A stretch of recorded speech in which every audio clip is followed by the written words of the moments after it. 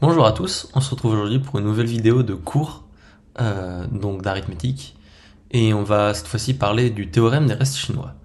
Donc déjà on va parler un peu d'un problème introductif qui est qu'en gros le théorème des restes chinois va nous dire quels sont les modulos qui sont intéressants à regarder plus ou moins. Il va aussi nous dire d'autres choses mais c'est l'une des principales utilités du théorème des restes chinois. Donc pourquoi ne regarde-t-on jamais modulo 12? En gros, l'idée, c'est que on va pas regarder modulo 12, on va regarder modulo 3 et modulo 4. On aura beau faire deux calculs, ces deux calculs seront en combiné plus simples que le calcul modulo 12. Donc, déjà un truc qu'on peut remarquer, c'est que si on connaît la valeur de A modulo 12, alors on la connaît aussi modulo 3 et modulo 4. Donc ça, c'est juste parce que si D divise N est incongru à P modulo N, D divise N qui lui-même divise A moins B, donc D divise A moins B, autrement dit A est incongru à B modulo D. Donc ça va. Maintenant, dans l'autre sens, est-ce que si on connaît la valeur de n modulo 3 et modulo 4, est-ce qu'on va pouvoir la connaître modulo 12? Ça, c'est une question totalement légitime, et c'est celle qu'on va répondre maintenant, dans cette vidéo. Donc déjà, un truc qu'il faut remarquer, c'est que c'est pas parce que on connaît la valeur modulo 3 qu'on connaît la valeur modulo 12, donc c'est-à-dire c'est pas parce qu'on connaît la valeur modulo D qu'on connaît la valeur modulo N. Voilà, un exemple vraiment pas très intéressant, c'est que 6 est congru à 3 modulo 3, ils sont tous les deux congrus à 0. Par contre, 6 n'est pas congru à 3 modulo 12. Par contre, un truc qu'on remarque, c'est que 6 n'est pas congru à 3 modulo 4. Et en fait, si on a une information modulo 3 et modulo 4, en fait, on aura une information modulo 12. Bien sûr, le théorème ne parle pas juste de 3 et 4 et 12, il va parler de deux nombres généraux, m et n. Et sous l'hypothèse qu'ils sont premiers entre eux, en fait, l'information qu'on a modulo m et modulo n, c'est équivalent à une information modulo mn. Donc c'est ce que j'ai écrit ici. Donc si jamais on a a et b des entiers, on va pouvoir trouver un unique entier c modulo mn, tel que c congru à a modulo m et c congru à b modulo n. Donc ce qui est intéressant aussi, c'est le unique entier modulo mn, où en gros, en fait, si on prend deux entiers qui vérifient ça, et en fait, ces deux entiers-là vont devoir être égaux modulo mn. Bien sûr, si jamais on a deux entiers qui sont égaux modulo mn, alors ils vont en particulier être égaux modulo m et modulo n, donc ces deux entiers-là vont satisfaire notre système d'équations modulaire. Donc en fait, on n'a pas vraiment le choix. Si on veut avoir un théorème, le seul résultat qu'on pourra obtenir, c'est unique modulo mn. Donc, voilà, la première partie, c'est donc l'unicité. Pourquoi est-ce que ça marche? Je vais essayer de le chercher.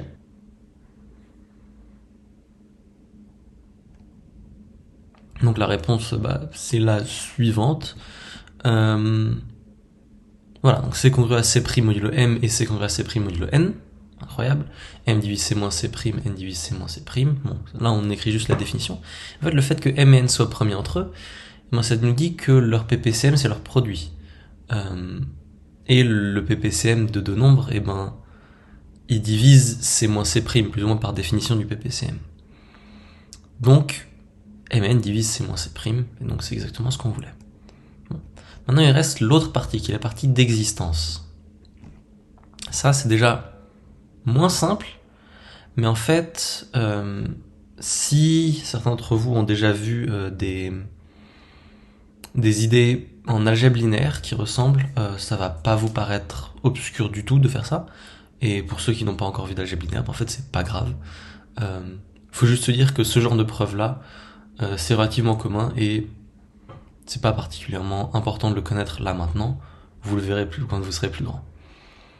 Donc voilà. Ce qu'on va faire, c'est qu'on va commencer par résoudre un cas particulier. On va pas faire le cas A et B général. On va faire le cas A égale 1, B égale 0, qui est un cas quand même très particulier. Mais il va s'avérer que ce cas-là est plus simple à faire que le reste. Pourquoi? Parce qu'en fait, maintenant, on cherche un nombre C qui est congru à 1 modulo M et qui est congru à 0 modulo N. Autrement dit, c'est un multiple de N et on veut qu'il soit congru à 1 modulo M. Donc maintenant, notre C, on peut l'écrire sous la forme K fois N, vu que c'est un multiple de N. Donc en fait, on se retrouve à se demander quand est-ce qu'on a Kn qui est congru à 1 modulo M. Ça, normalement, ça devrait vous rappeler quelque chose, et ça devrait vous rappeler des histoires d'inversibilité. N est inversible modulo M, puisque par hypothèse, N et M sont premiers entre eux. Autrement dit, on prend un inverse, et si on pose X égale Kn, et on a effectivement X congrue à 1 modulo M et X congrue à 0 modulo N. On peut faire exactement pareil, on peut trouver un nombre Y qui va être congrue à 0 modulo M et 1 modulo N, juste cette fois-ci en prenant un inverse modulo N.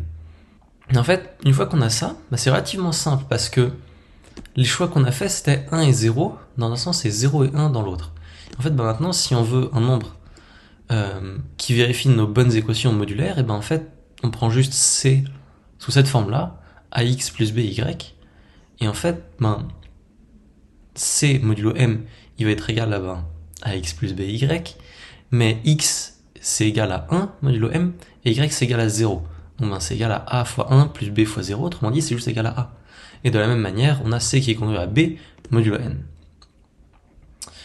Donc on a fini, puisqu'on en a trouvé un, on a trouvé un c qui marche, et il faut juste prendre ax plus by, où x et y c'est les nombres qu'on a trouvés avant. Et c'est là que c'est relativement facile à généraliser, c'est-à-dire que si on prend cette fois-ci n1, nk, des nombres premiers entre 2 à 2, avant on avait juste n et m, et maintenant si on prend a1 à k des entiers, ou pareil, ici on avait juste a et b avant, maintenant on peut trouver un entier c tel que c soit congrue à i modulo ni, et ce pour tout i. Donc je vous laisse essayer de le faire. En fait c'est juste par récurrence, et aussi par récurrence on obtiendra que cet entier-là sera unique modulo le produit des ni.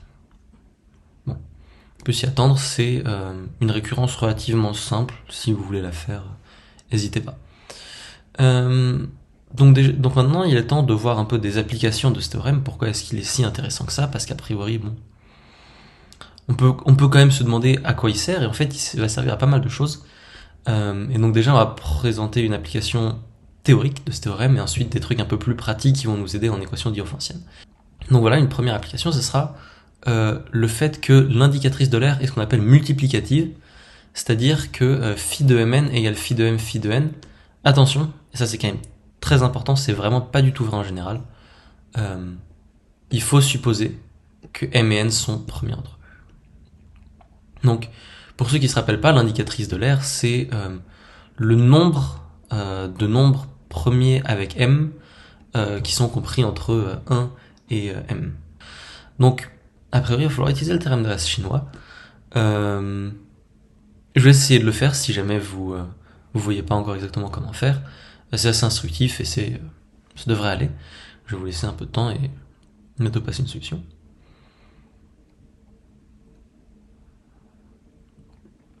Et donc, la solution est la suivante. Donc, en fait, on veut montrer que si jamais j'ai un nombre qui est inversible modulo mn, alors il est inversible modulo m et modulo n. Et réciproquement, si jamais j'ai un nombre inversible modulo m et modulo n, alors je peux en tirer un nombre modulo mn qui est lui aussi inversible. Si k est premier avec mn, il est premier avec m et avec n, parce que si il n'y a aucun facteur premier de k qui est présent dans la décomposition facteur premier de mn, en particulier va pas y avoir aucun facteur premier de k qui va être dans la décomposition en facteur premier de m, et pareil, il va y avoir aucun facteur premier de k dans la décomposition facteur premier de n. Donc maintenant il reste l'autre sens. Qu'est-ce qui se passe si on prend a et b inversibles modulo m et modulo n respectivement? Et en fait, c'est relativement simple, il faut juste prendre le nombre que le théorème de reste chinois nous donne, et il nous donne que on a un c qui est congrue à a modulo m et b modulo n. En plus, vu que c il est unique modulo mn, on va toujours pouvoir le prendre entre 1 et mn, qui est a priori ce qu'on veut. Mais maintenant, c est congrue à a modulo m, a est inversible modulo n, donc c aussi en fait, vu que juste si jamais je prends l'inverse, c'est a inverse fois c va être égal à 1 modulo m, donc c est premier avec a, c est premier avec m, et c est aussi premier avec n. Donc c est premier avec mn, vu qu'il est premier avec m et avec n, et donc on a fini, on a montré que à chaque nombre inversible modulo mn, on pouvait faire correspondre un unique entier inversible à la fois modulo m et modulo n. Et donc c'était ce qu'on voulait. Rappelez-vous de cette identité-là, elle sera utile dans la prochaine vidéo. Donc ça c'est bien beau, c'est une application vraiment sympathique du théorème d'inverse chinois, mais donc comment ça se passe dans le cas général en fait, enfin, comment ça se passe en pratique? Pourquoi est-ce que ce théorème-là va être utile dans des exercices, disons, d'olympiade généraux? Donc déjà, des fois, il faudra calculer explicitement la valeur, c'est-à-dire qu'on aura par exemple un système avec A qui va être congru à 3 modulo 5 et A qui va être congru à 5 modulo 9, et à ce moment-là, il va falloir trouver un A qui marche modulo donc 5 x 9, 45. A priori, ça va pas être particulièrement simple, et donc je vais présenter une méthode qui va permettre d'aider à ce titre. Un truc qu'il faut se dire, c'est que si jamais vous rencontrez un moment en olympiade, il faut calculer explicitement des valeurs du théorème d'inverse chinois, on va pas vous mettre des nombres trop gros juste pour que les calculs soient faisables, sinon ça va être dur. En fait, si vous revenez au théorème et à sa preuve, en fait, on a donné une construction explicite pour notre entier modulo mn, et donc c'est juste qu'il faut calculer un inverse de m modulo n, un inverse de n modulo m, et donc, comment on fait ça? On utilise l'algorithme d'Euclide étendu, ensuite il reste plus qu'à faire ax plus by, et on a fini. Mais par contre, utiliser l'algorithme d'Euclide étendu, c'est quand même pas particulièrement simple. En général, ça demande quand même pas mal d'étapes, c'est possible de se tromper. Et en fait, il y a une méthode vraiment qui a l'air stupide, mais qui va en fait être de manière générale plus rapide. Et c'est en gros de juste considérer tous les nombres de la forme a plus km.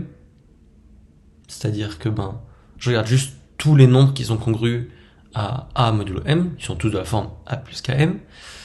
Et ensuite, j'augmente mon cas jusqu'à obtenir un cas tel que a plus km se congrue à b modulo n.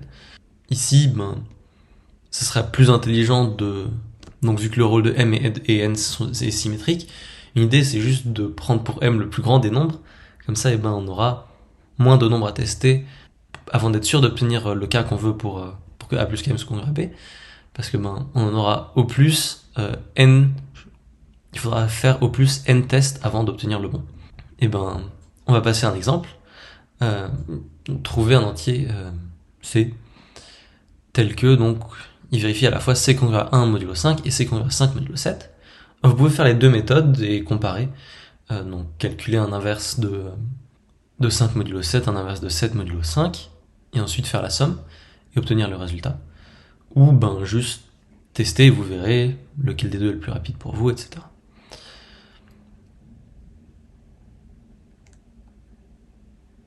Et donc pour la solution, voilà. On va juste faire des tests un peu stupides. On va juste regarder si 5 est congru à 1 modulo 5. Non. Est-ce que maintenant 5 plus 7 est congru à 1 modulo 5? Non. Est-ce que 5 plus 7 plus 7, donc 19 est congru à 1 modulo 5? Non. Plus 7, 26, maintenant c'est oui.